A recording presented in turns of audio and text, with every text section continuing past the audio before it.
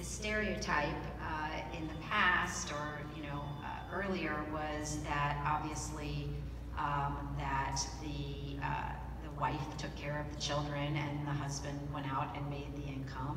That old stereotype. And as that began to change, it was difficult to accommodate women in the workplace, and specifically in law, who also wanted to be good mothers and wanted to do the things that come along with that.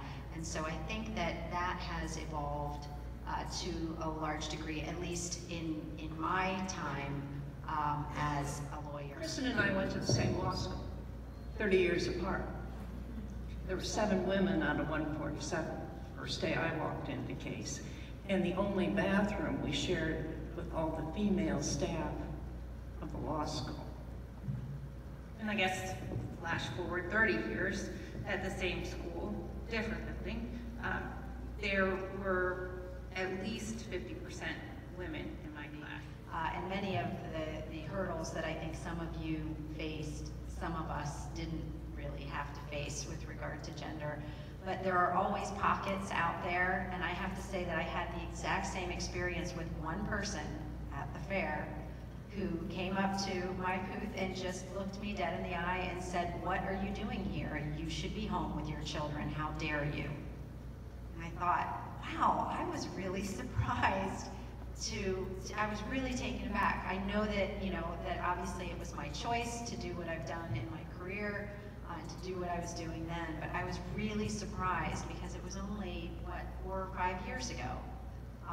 But those thoughts and feelings still exist out there. They're just hidden maybe in little or smaller. I can say that I never look at a case like, oh, that guy's a guy, and clearly, he mistreated a woman or something like that.